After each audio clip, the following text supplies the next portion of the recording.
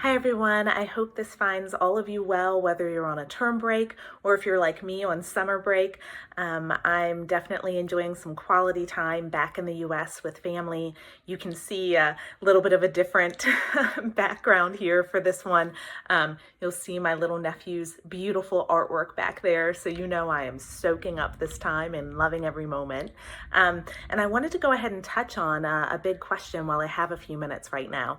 So this question came to me via email, and it's one that's come up in different ways, maybe worded a little differently each time, but the same spirit again and again. So it's a good one for us to discuss. You'll see it right there above me.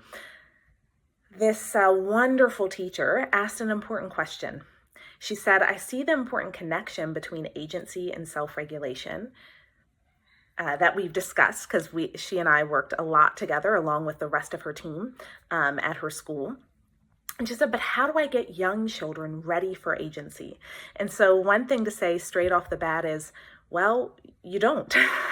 But let me say more, because really some of this is down to wording, but I do think words matter. So we don't get children ready for agency. All of us are born with agency. If you think about that word at its core, we are agents of ourselves, right? You are your own individual. You're your own agent. And so children are born as their own individuals. From birth, children have agency. So we don't get them ready for it. We don't give it to them. That's not the spirit and stance of agency. Instead, though, what we can do is create an environment, design what I like to call, as many of you know, an ecology that nurtures agency. Many of us have talked in the past about how agency is voice, choice, and ownership. That's one way we define it, particularly within IB schools. And that's true, but don't forget the ownership piece. As this teacher mentions in the question, and a lot of my work with her and her teams, we talked a lot about how agency and approaches to learning skills, self-regulation, self-efficacy, they're all interwoven because of that ownership piece. What is agency really? Agency is about walking with confident action and sound judgment. So agency is not do whatever you want, whatever you want, anything goes. That's not it. Agency is making decisions, being your own decision maker. And how do you get better at making decisions? By getting practice making them like anything else. You know, one way to think about agency is to think about a muscle, right? And just like you exercise a muscle, my bicep is here when I'm born. How big it gets, how strong it gets, though, depends on how much I exercise it, right? Same with agency. So how do we help children exercise their agency? I mentioned I'm visiting family right now. Just yesterday, I was with my little nephew, the youngest one, and he's 2, and he loves cheese. I mean, I completely relate, of course, so totally understand his love for cheese. And he loves those little Baby Bell circles, you know, with the wax around them.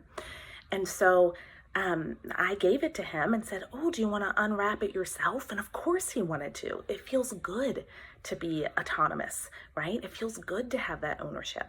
So we started to unwrap it. He got the plastic off, which then left him with the wax. But if any of you have eaten these cheese rounds, you know there's a little strip you have to pull. And it was really difficult for him to pull it at first. Now, what some of us might be tempted to do, and I talk about this a lot with parents too, when I have parent workshops, we might be tempted to just jump in and do it for them because it's faster and because we want to help, right? But instead I said, keep going, you can do it. Oh, you almost got it. Just pull on it a little more. And he got it, and he was so happy and so excited. And so now he can open his own cheese rounds, right?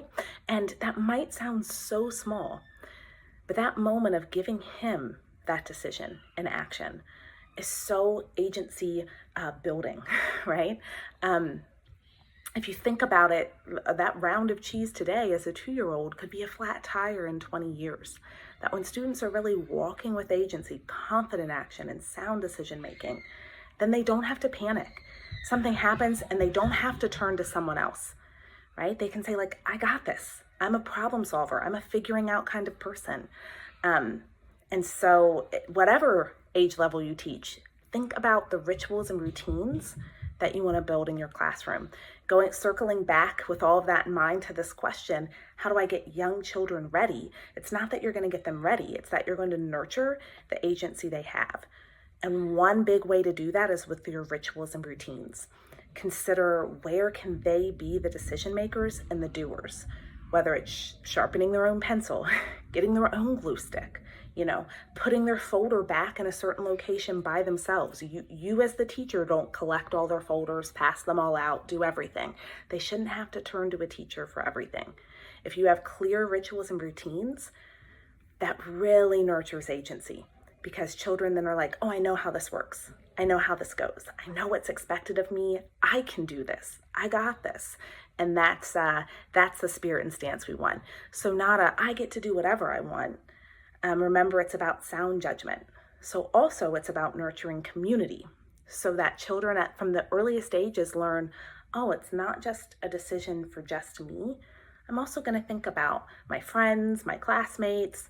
What do they need too? And we're going to make sound decisions for all of us. And that does mean they're going to have to make some mistakes because that's how we learn. So better for them to learn from those mistakes now while the stakes are low than 20 years from now, right? So whether it's what do they do when they go to the bathroom? What do they do when they need to sharpen a pencil? How do they get their materials? One kind of key idea to keep in mind is, what can children already do? Have them do that.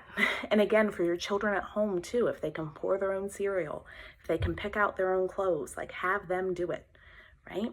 And then what can they almost do? Like my little nephew with the cheese round. He couldn't do it yet, but instead of me just swooping in and doing it again and again for him, I saw he was almost there. So that's where you can nurture and say, go for it. You got this. So hopefully that sparks some ideas. I hope you are all having a wonderful break or holiday wherever you are in the world, and we'll talk soon.